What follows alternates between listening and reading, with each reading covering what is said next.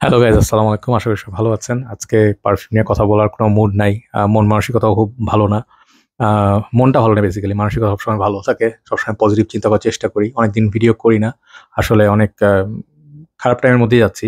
Physically, financially, psychologically, overall মানে দেশটা তো খুব ভালো অবস্থায় নাই, আমরা কেউই ভালো নাই। তো আমি আসলে বেশি কিছু কথা বলবো না, আমি জাস্ট পারফিউম নিয়ে কথা বলতে চাই না। জাস্ট একটা কথা আপনার কাছে বলে যেতে চাই, হয়তো মেবি আপনাদের শুনলে হয়তো বা মেবি মনে হইতে পারে যে একটু চিন্তা করে ভেবে দেখা দরকার যে আমরা কি আজীবন বসে বসে দেখবো কিনা, আমরা কিছু বলবো কিংবা একদিন সাহস করব। আসলে কি আমাদের আসলে মানে জীবনের ইয়েটা কি, মানে গোলটা কি? এখন অনেকে হয়তো এখানে আমাকে যারা ফলো করেন তারা বিভিন্ন জায়গা থেকে আসছেন, বিভিন্ন প্রফেশনে আছেন, বিভিন্ন পলিটিক্যাল ব্যাকগ্রাউন্ড থেকে আসেন। আমি একটু পলিটিক্যাল কথাবার্তায় বলবো আজকে, বাট চেষ্টা করব অফেন্সিভ কিছু না বলার। হ্যাঁ, চেষ্টা করব যে যুক্তির মধ্যে থেকে কিছু কথা বলার, যেগুলো হচ্ছে যে আমার লাইফে দেখা সাধারণ মানুষ হিসাবে, একজন বাংলাদেশী হিসাবে, কোনো দলের হয়ে না। হ্যাঁ, আমরা তো একটা দল করতাম একসময়, আমার চাচা করতেন, আমার চাচা মুক্তিযোদ্ধা ছিলেন, আওয়ামী লীগ করতেন। হ্যাঁ, উনি এখন রিটায়ার্ড। তো মানে আমাদের ফ্যামিলি বেসিক্যালি বলতে গেলে যদি জানতে চান, আমাদের হ্যাঁ আওয়ামী লীগ ঘরানার লোকজন আমরা হয়ে বড় হয়েছি। ছোটবেলা থেকে আমরা তো আর মানে ডিফারেন্ট ডিফারেন্ট সরকার দেখছি। আমরা স্বাধীনতার 10 বছর পরে আমাদের জন্ম, মানে আমাদের 80s-এর। তো আমি যখন দেখছি 81 সাল থেকে আমার দেশে আসছে হচ্ছে 83 সালে, আমি ছোট থাকতে। তো আমি অত কিছু বুঝতাম না। আমরা 85-86-এর দিকে অনেক কিছু দেখছি। যেমন ধরেন আমাদের বুয়েটের যে ক্যাম্পাসটা আমরা থাকতাম, সাদা বিল্ডিং এ, কয়েকটা গল্প বলি। এগুলো আপনারা একটু চিন্তা করে দেখেন, হ্যাঁ? যখন ছিলাম ঝড় হচ্ছিল একদিন এবং এটা জগন্নাথ হল মোস্ট প্রবাবলি ভেঙে পড়ে যায়, অনেক ছাত্র মারা যায়। আপনারা কাহিনীটা জানেন, অনেক ট্র্যাজিক একটা স্টোরি। এই জিনিসটা আমি চোখের সামনে লাইভ দেখছিলাম। জিনিসগুলো আমি দেখছি, হ্যাঁ?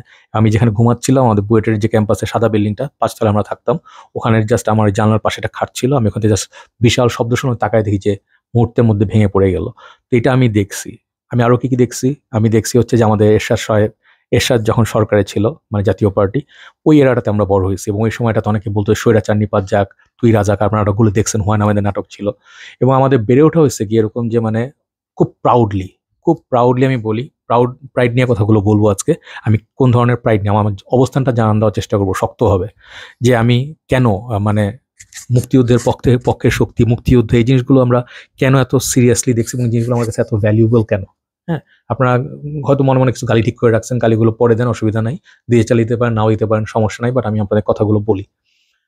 আমরা 21শে ফেব্রুয়ারি, 26শে মার্চ, পয়লা বৈশাখ, বিজয় দিবস, ঈদ, হ্যাঁ? এই যে এই সময়গুলো, হ্যাঁ? নিউ ইয়ার্স, তারপর হচ্ছে মহররম, হ্যাঁ? বিভিন্ন সময় আসে না যে আপনাদের শবে বরাত, শবে কদর, এগুলোই তো আমাদের মানে একটা বছরের উল্লেখযোগ্য, মানে কি বলবো যে ধরেন হাইলাইটস, হ্যাঁ? এবং এগুলো স্পেশাল ইভেন্ট হয় এবং ওই সময়গুলোতে আমরা একটু এনজয় করি, কিংবা আমরা প্রাউডলি একটা দেশকে বা ভাবি যে আমরা কত প্রাউডলি একটা দেশ পাইছি, যেটা আমাদের মানে অনেক রক্ত দিয়ে কেনা, এবং আমরা যুদ্ধ নিয়ে আমরা আমাদের মতো যুদ্ধ করে এভাবে এত রক্ত দিয়ে, হয়তো হ্যাঁ, উইথ ফুল রেসপেক্ট, সবাই যুদ্ধ করে দেশ স্বাধীন করছে এবং সবারই বীরত্বের কাহিনীকে আমাদেরকে সম্মান জানাতে হবে। বাট আমাদের বাংলাদেশ হিসাবে আমি খুব প্রাউড ফিল করতাম, খুবই গর্ব করতাম। কারণ আমাদের যে স্কুলে পড়ছি, আমাদের স্যাররা অনেকে মুক্তিযোদ্ধা ছিলেন। আমাদের গল্প বলছেন কিভাবে দেশ স্বাধীন হয়েছে, ওনারা কিভাবে যুদ্ধ করছেন। কেউ পায়ে গুলি খাইছিলেন, কেউ কোমরে বেয়নেটের ছিল, কিংবা বিভিন্নভাবে। এবং আমরা যখন 21শে ফেব্রুয়ারি যেতাম, মানে 21শে ফেব্রুয়ারি একটা বিশাল একটা ছিল, হ্যাঁ? যে অকেশন ছিল যে আমরা প্রভাত ফেরি উঠে যাব,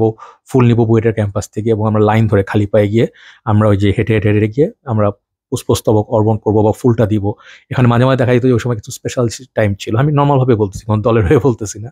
ওখানে কিছু জিনিস ছিল ছোটবেলায়, ধরেন ওরা ওখানে ট্যাগ লাগাইতো, যেখানে আপনার থাকা পিন পাওয়া যায় যে, হ্যাঁ? ওখানে সময় দেখা যেত যে এরশাদের ছবি, জিয়াউর রহমানের ছবি, কিংবা বঙ্গবন্ধুর ছবি। তো আমি সবসময় গিয়ে বলতাম যে আমাকে বঙ্গবন্ধুর ছবি দেন, কারণ ওই সময় কিন্তু আওয়ামী লীগ পাওয়ারে নাই। তখন ওই সময় আওয়ামী লীগের বলতে গেলে যেমন কোনো সে নাই, তারা একটা strong opposition, but Awami League BNP সবাই একই কাতারে। তখন সবাই ছাত্র ইউনিয়ন যা হইতো সবাই একসঙ্গে মিলেমিশে থাকতো। এবং ওই সময় দেখা যেত যে মানে মাঝে মাঝে অন্যায় হইতো ছাত্রদের সঙ্গে এবং অনেক কিছু হইতো। তো ওই সময় ছাত্র পলিটিক্সটা খুব ইন্টারেস্টিং ছিল। ওই 70-52 ওই সময়ের পরেও মানে আমাদের যাদেরকে দেখতাম, বুয়েটের বড় ভাই, ঢাকা ভার্সিটির, ওখানেও গ্যাঞ্জাম হইতো। বাট আমাদের যারা বড় ভাই ছিল, যারা একটা পলিটিক্স করতো, একটা স্ট্রং, মানে কি বলবো যে একটা মানে মোটোতে বিশ্বাস করতো যে আমি যেটা বিশ্বাস করি সেটা আমি স্ট্রংলি বিলিভ করি, দেখানোর জন্য না যে আওয়ামী লীগ আসলে আওয়ামী লীগে জয়েন করবো, বিএনপি আসলে বিএনপিতে জয়েন করবো। এরকম অনেক লিডার রং পাল্টায়, বাট অনেকে ছিল যে আসলে বঙ্গবন্ধুর সৈনিক এবং তারা দেশের ওই মানে কোনো কিছু রাজাকার টাইপের কিছু সহ্য করতে পারতো না। আমরা একই জিনিস ছিলাম। তো আমরা সবসময় খুব রক্ত গরম থাকতো আমাদের, যে মানে চেতনায় কখনো নিয়ে কথা বলা যাবে না। এবং আমরা স্ট্রংলি এটা নিয়ে আমরা সবসময় প্রাউড ফিল করতাম। তো একসময় যখন আপনাদের সাথে সময় আসলো, যখন আপনার স্বৈরাচার নিপাত যাক, আমরা সবাই রাস্তায় নেমে আসছি, স্কুলে থাকা অবস্থায় নেমে আসছি, হয়তো ওরকম সিভিয়ারলি নামি নাই, কিন্তু ওই সময় অনেক হয়েছে। ডক্টর মিলন মারা গেছেন, তারপর হচ্ছে আপনার মানে নূর হোসেন অনেক অনেক কিছু হয়েছে। এবং আমরা আসলে 80s 90s 2000 এবং 2000 এখন পরে মানে ধরেন 40 ইয়ার্স দেখে আসছি।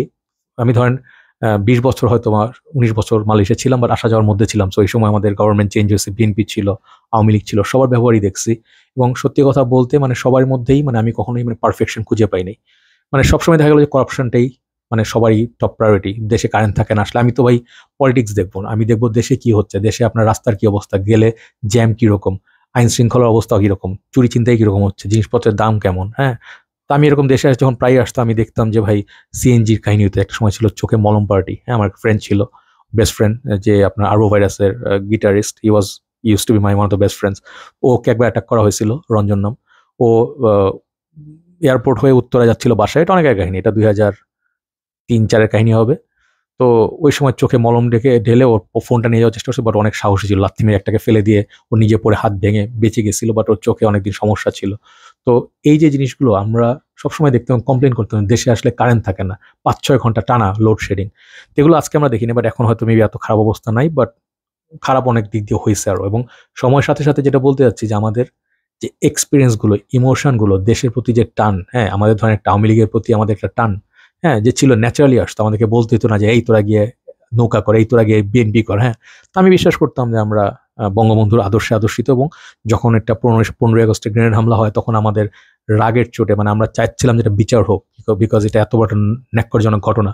এবং এটার পরে দেখা গেল কি, আপনারা দেখবেন যে পলিটিক্স নিয়ে কথা বলতেছি এবং এটা সিনটা চেঞ্জ হয়ে গেল। এবং ডেফিনেটলি আপনার মানে কি বলে, জাস্টিস তো হয়েছে, এবং মানে সাজা মোটামুটি যারা এটা অপকর্মের সঙ্গে জড়িত ছিল তারাও পাইছে। এবং এরপরে আমার দেশে অনেক লম্বা সময় ধরে অনেক অনেক খারাপ জিনিস দেশে ঘটছে। এবং আমি যত দেখি আমার বুকের মধ্যে রক্তক্ষরণ হয়, আর কিছু করার থাকে না। বিডিআর বিদ্রোহ, তারপর ধরেন স্কুলের বাচ্চাগুলো বাসের তলা পড়ে মারা গেল। হ্যাঁ, অনেক কিছু হয়েছে, যে আপনার গুলশান ক্যাফের অ্যাটাক, দেশে অনেক খারাপ খারাপ জিনিস হয়েছে। এবং আপনি ধরেন আমাদের দেশে এটা হবে, এটা আমি বিশ্বাস করতাম না কখনো।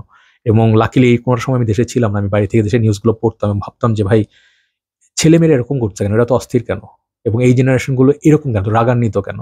আমরাও রাগান্বিত। আমরা দেখেন যে এখনো আমি বুড়া হয়ে গেছি, বাট ক্রিকেট টিম হাইরে আসছে, রাগের চোটে ভাই ঘুমাইতে পারি না, মানে জেদের চোটে ঠিক করছি খেলা আর দেখবো না। এক এক করে সব ভালো জিনিস তো নষ্ট হয়ে যাচ্ছে। মুশফিক তামিমরা যে একসময় টিম, মাশরাফির যে টিমের সাকসেস নিয়ে আসছিল, আমরা অ্যাটলিস্ট কিছু একটা হইলে একটা জায়গা ছিল আনন্দের, একটা পিওর আনন্দের জায়গা ছিল যে আমাদের ক্রিকেট টিমটা ভালো করতো। বাট এখন দেখেন এই দল, সিন্ডিকেট, তেলবাজি এসব করতে করতে সব শেষ হয়ে যায়। তো এইভাবে তেলবাজি করতে করতে সব শেষ হয়ে যায়। তো আমরা খালি বসে বসে দেখি, আমরা নিউজ দেখি, কত কিছু দেখি ভাই, কত ঘটনা মনে রাখার মতো। আপনার পুরান ঢাকায় আগুন লেগে মানুষ মারা গেল, উত্তরায় ওই ব্রিজের উপর থেকে পড়ে একটা ফ্যামিলি মারা গেল, গাড়ির উপরে যে একটা বড় একটা স্টোন না কি বলে এগুলোকে, একটা পড়লো। হ্যাঁ, এরকম তো ঘটনা ঘটতেছেই ঘটতেছে। আপনার একটা বিশাল মানে কোথায় কক্সবাজার চিটাগাং কাছে যেটা বিশাল এক্সপ্লোশন হইলো। তো মানে এই যে রিসেন্টলি আমি তো একটা পরটা মনে পড়ছে, বাট সব তো মনে রাখতে পারি না। আমাদের তো আসলে এত টাফ লাইফ, আমাদের আসলে এগুলো মনে রাখার মানে আমাদের ক্যাপাসিটি নেই। আমাদের আগুন লেগে মারা গেল বনানীর এক সময় ওখানে, তারপর হচ্ছে আপনার বেইলি রোডে কত ঘটনা, কত ইনজাস্টিস, কত মানুষের লাইফ। এখন একটা মানুষের লাইফের ভ্যালু আসলে কি, এটা আমরা বাংলাদেশে, আমার কাছে কেমন জানি মনে হয় বাংলাদেশের মানুষের লাইফের কোনো ভ্যালু নাই। এটা আমরা আইদার নিজেরা ভ্যালু করি না, কিংবা আমাদের ভ্যালু পড়তে পড়তে এমন একটা জায়গায় এসে দাঁড়াইছে যে ধরেন আমাদেরকে ধরেন 10 বার বেচলেও হ্যাঁ কোনো ভ্যালু পাওয়া যাবে না। কারণ দেশে এত মানুষ, এবং এর মধ্যে শিক্ষার অভাব আছে, দারিদ্রতা আছে। অনেক বড় একটা অভিশাপ দুইটা জিনিস, শিক্ষার অভাব এবং দারিদ্র, দুইটা একটা সঙ্গে কানেক্টেড। আপনি যখন গরিব ফ্যামিলি দেখবেন 5-6টা করে বাচ্চা হয়েছে, ওরা পড়ালেখা করতে পারবে না, ওরা দেখা যাবে যে কোনো ভালো চাকরি করতে পারবে না, এবং এরা একটা সময় গিয়ে এই ড্রাগস ট্রাগস খাবে, কিংবা দেখা যাবে যে ওরা গিয়ে ক্রাইম করবে। এখন দেখেন কিশোর গ্যাং, এগুলো একটা সময় দেশে ছিল না। দেশটা অনেক সুন্দর ছিল এক সময়, আমরা 80 দশকে ছিল, তো ওই সময় মনে হতো যে দেশটা হয়তো খুব অশান্ত। বাট এখন যখন পিছনে তাকাই, আমাদের এত গাড়ি ছিল না দামি দামি, হ্যাঁ, এত দামি দামি ফোন ছিল না, খেলার মাঠ ছিল, আমরা ফিজিক্যাল স্পোর্টস করতাম। এই কথাগুলো আমি আসলে অ্যাকচুয়ালি আজকে দেখতেছেন যে কোনো দলের হয়ে বলতেছি না, নিজে বাংলাদেশি হিসেবে বলতেছি। তো যে ইমোশনগুলো নিজে থেকে কাজ করে, দেশের প্রতি টান, এগুলো যদি আপনি এখন জোর করে এগুলো গিলা দেয়, আপনার কেমন লাগবে? যে এই তুই চেতনা চেতনা চেতনা কর, হ্যাঁ, তুই এমনভাবে চাটুকারিতা কর যাতে তোকে দেখে মনে হয় তুই দেশপ্রেমী, তুই রাজাকার না। ভাই, আপনি একটা দলকে একটা হইতে পারে যে হ্যাঁ ডেফিনেটলি কিছু দল আছে যারা আমাদের স্বাধীনতার বিপক্ষের শক্তি ছিল, হ্যাঁ, তাদেরকে বলা যেতে পারে তারা ওইটা। বাট আপনি যখন এখন আপনি একটা ঢালাওভাবে যে কেউ আমার দল না করলে তাকে রাজাকার বলে দিব, হ্যাঁ, আমরা কি বাংলাদেশি আগে না আমরা আগে কোনো দলের লোক? আপনাদেরকে এই জিনিসগুলোকে চিন্তা করতে হবে যে ভাই আমাদের আসলে বলার কোনো স্কোপ কি আছে নিজে থেকে কিছু বললে চাপে পড়ে ডিলিট করে দিতে হয় অনেক সময়। একজন একটা স্ট্যাটাস দিল, ওকে 5 কোটি টাকার একটা বরাদ্দ ছিল, ওদের ইনভেস্টমেন্ট ওটা উঠায় নেওয়া হইলো। This is what's happening. এবং আমি একটা সময় বলছিলাম, আমার ফ্রেন্ডদেরকে বলছিলাম দেশে এসে যে 2016 দিকে একটা সময় আসবে যে আমি ঘর থেকে আর বের হতে পারবো না, আমি আর বাসা থেকে বেরোতে পারবো না, একটা পা দিব পদে পদে বাধা আসবে বের হতে গেলে। এবং এটাই হচ্ছে। এবং একে একে আপনারা দেখতে পাচ্ছেন যেরকম 100 কোটি 1000 কোটি ডলার দেশ থেকে পাচার হয়েছে, সেটা পিয়ন, একটা ড্রাইভার। আপনারা চিন্তা করে দেখেন যে এদের উপরে যারা আছে, যারা এদের মালিক বা যারা চালায়, এদের আসলে তাহলে আর্নিং কিরকম, তারা কি পরিমাণ টাকা এখান থেকে চলে গেছে। আবার দেশের তো খুব সিম্পল সিস্টেম। আপনি যদি পলিটিক্স না বুঝেন, অর্থনীতি না বুঝেন, একটা জিনিস তো বুঝবেন যে ইনকামিং আউটগোয়িং, আপনারা যে অ্যাকাউন্টিং পড়ছেন কিংবা ধরেন জানেন ব্যালেন্সিং, একটা টাকা আসতেছে বাইরে থেকে, মাইগ্রেশন ওয়ার্কার যারা আসলে কষ্ট করে টাকা পাঠাচ্ছে, আমরা অনেক কষ্ট করে টাকা কামাচ্ছি এবং আমরা সরকারকে ট্যাক্স দেই বা যেটাই দেই, এবং দেশে এই টাকাগুলো যদি থাকে ডেভেলপমেন্ট হওয়া ডেফিনেটলি পসিবল। কিন্তু আমাদের দেখেন প্রত্যেক বছর খাল খনন কর্মসূচি রাস্তার মধ্যে, বন্যার কোনো উন্নতি নেই। হ্যাঁ, সবসময় বলা যায় তোমরা পটলা ফেলাও, এই ফেলাও, ঠিক আছে, আমাদের লোক নোংরা, আমাদের সমস্যা আছে। আমি সবসময় বলি যে আমাদের মানুষের সিরিয়াস সমস্যা, আমাদের যেরকম মানুষ সেরকম সরকার হয়েছে, তাই না? এটা আমি বলি। বাট টু বি অনেস্ট, প্রত্যেক বছর যে রাস্তা কাটা হয়, হ্যাঁ, এবং এগুলোকে আমাদের জিজ্ঞেস করে কাটা হয়, যে গাছগুলো কেটে ফেলা হয়, রাস্তা বন্ধ করে দেওয়া হয় আমাদেরকে জিজ্ঞেস না করে, সুবিধা অসুবিধা না জিজ্ঞেস করে, এগুলো তো আসলে তাহলে আমাদের কোনো সে নাই। আমরা হচ্ছি খোয়ারের মুরগি, হ্যাঁ, আটকায় রাখা হয়েছে, যে কোনো সময় আপনাকে স্যাক্রিফাইস করে ফেলা হবে এবং আপনি কিছু বলতে পারবেন না। আপনি যতদিন চুপ করে থাকবেন, মুখে কুলুপাইটা যে লাথি মারতেছে, চুপ করে থাক, হ্যাঁ, তাহলে আপনি ভালো সিটিজেন। আপনার এখান থেকে এসে বলবো যে তোর বাড়িটা নিয়ে গেলাম, এই তোর ব্যাংক ব্যালেন্স নিয়ে গেলাম, এই তোর বড়ি নিয়ে গেলাম, চুপ করে থাকেন, আপনাকে কেউ কখনো অ্যাটাক করবে না। আমরা ভয় পাইতে পাইতে আমাদের বাঁকা হইতে, আমি দেখেন আমার মেরুদণ্ড বাঁকা, আমি এখন বাঁকা হয়ে গেছি, বিকজ কি করব, আমরা তো আসলে মানে আমাদের পূর্বে যারা ছিল, এখন যারা আছি, আমরা সবাই করাপ্টেড। এখানে অস্বীকার করার কিছু নেই। আমরা প্রাইড নিয়ে বলতে পারবো যে আমরা খুব ভালো, আমরা সবাই স্বার্থপর। আমি সবসময় চিন্তা করি দেশ থেকে বেরিয়ে যেতে পারবো, আমি এই দেশে থাকতে চাই না। কেন চাই না? বিকজ পদে পদে একটা ড্রাইভিং লাইসেন্স বের করতে গেলে, একটা গাড়ির কাগজ বের করতে গেলে, নিজের একটা কাগজ, একটা পেনশনের কাগজ বের করতে গেলে আপনাকে চাঁদা দিতে হবে, ঘুষ দিতে হবে, আপনার কাগজ হারায় যাবে। আপনাকে পদে পদে প্রত্যেকটা জায়গায় আপনি একটা খাওয়া নেবেন, খাওয়াটা বাসি দিচ্ছে, টাকা নেবেন, টাকা ছোট টাকা দিচ্ছে, টাকা ছেঁড়া ফাটা টেপ মারি দিচ্ছে, অথচ আপনি একটা ভালো নোট দিচ্ছেন। আপনাকে কত কত এক্সাম্পল দিব, আপনারা জানেন, আপনারা নিজেরাও সাফার করেন। এবং সবচেয়ে খারাপ যে জিনিসটা হচ্ছে যে আমরা মানুষ হিসাবে আজকে অনেক নিচে নেমে গেছি, আমাদের কোনো শির দ্বারা নাই, হ্যাঁ, এবং আমাদের কোনো কনসিয়াস নেই। আমাদের আশেপাশে যদি কেউ সাফার করে, আমরা বসে বসে ভিডিও করি, এটা আপলোড করে দেখি এবং লাইক ভিউর আশায় আমরা ওদেরকে সাহায্য করি না। এখন দেখেন আমাদের দেশের মানুষ এক সাইডে এবং প্রশাসন এক পাশে চলে গেছে, তারা ধরাছোঁয়ার বাইরে, এবং তারা ভয় দেখায় রাখতেছে আমাদেরকে যে কথা বললে কিন্তু পিটাই দিব, হ্যাঁ, তারপর কিছু হইলে একটা মামলা খাবি, এই খাবি, ওই খাবি। ভাই মানুষ তাহলে মানে নিঃশ্বাস নিতে গেলেও 2 দিন পরে যে পারমিশন নিতে হবে, ভাই নিঃশ্বাস নিবো কি নিবো না, কোনভাবে নিঃশ্বাস যাচ্ছে, এটা কি মানে খারাপ শোনাচ্ছে নাকি এটা দেশীয় শোনাচ্ছে? বাতাসেও তো এক সময় টাকা দিতে হবে, যে নিঃশ্বাস নিচ্ছস, অক্সিজেন নিচ্ছস, টাকা দে। এটা হচ্ছে তোদের চাঁদা। রাস্তায় রাস্তায় ঢুকতে যাবেন, গাড়ির মধ্যে চাঁদা। আমার দেশে ফল খাবো, আপনার ফলের মধ্যে কি আছে? কেমিক্যাল ঢুকায় রাখে, খাওয়া যায় না, খাইলে টেস্ট খারাপ লাগে, কারণ গুলো পচা। এগুলোর মধ্যে আপনার ফরমালিন দেওয়া। কেন ফরমালিন দেওয়া? একটা আম গ্রাম থেকে শহর আসতে কতক্ষণ লাগে? ওভারনাইট চলে আসতে পারে, জায়গায় জায়গায় 7 জায়গায় চাঁদা দিতে হয়। তো জিনিসের দাম বাড়বে না? ওই ফলগুলো নষ্ট হয়ে যাবে না? ফরমালিন তো দিবেই। তো আমরা আসলে কি খাচ্ছি? প্রত্যেকটা জিনিসের টাকার কোনো ভ্যালু আজকে নাই। আপনি ছোটবেলায় আমরা 100 টাকা নিয়ে, আমাদেরকে 100 টাকা দিত ঈদের দিন। ওই 100 টাকা পাইলে সারাদিন ঘুরতাম, খাইতাম, ক্যাসেট কিনতাম, কোক খাইতাম, ঘুরতাম, রিক্সা করে ঘুরতাম। আসার পর পকেটে 20-30 টাকা এমনি থেকে যেত। আজকে আপনি 10,000 টাকা নিয়ে বার হন, আপনি 10,000 টাকা যেকোনোভাবে, মানে হইতে পারে মেবি 10,000 টাকা too much, but per day 5,000 টাকা কোনো টাকা না এখন। যদি আমি ভালো করে খাইতে চান, ভালো করে মানে লাইফস্টাইল লিভ করতে চান, টাকার কোনো ভ্যালু নাই। এবং এগুলো হচ্ছে আস্তে আস্তে আস্তে দেশ কিভাবে শেষ করে দেয়। তলাবিহীন চুরি আমরা অনেক আগে বলতাম, এখন আমাদের দেশ অনেকটা তলাবিহীন চুরি। আমাদের যারা আছে সবই হচ্ছে সুবিধাবাদী, যারা বুদ্ধিজীবী আছে, যারা সাপোজেডলি আমাদের রোল মডেল, তারা আজকাল চামচাগিরি, তেলবাজি করতেছে টিকে থাকার জন্য, 2টা লাভের জন্য। ভাই আজকে কালকে সবাই আমরা মারা যাব, এই কথা সবসময় বলে বিশ্বাস করে, অফকোর্স বিশ্বাস না করে তো উপায় নাই, আজকে আছি কালকে নাই, রাইট? বাট রাইট কাজ করতে গেলে সবচেয়ে বড় বাধা আসে। রাইট কাজ করতে যারাই করতে যাবে তাদেরকে সব দিক দিয়ে পিটানো হয়। যখন আপনি ভয়েস রেজ করবেন তখন আপনি মারা হয়। দ্যাট মিনস আসলে কাহিনীটা কি? সবাই অন্যায়কারী, সবাই 2 নাম্বারই, এবং সবাই চোর বাটপার। এই কারণে সবাই ভয় থাকে, তাই নিজের পজিশন ঠিক রাখার জন্য যারা একটু সাহস দেখে তাদেরকে ধরে পিটায় সোজা করে দিব, এটাই করতেছে।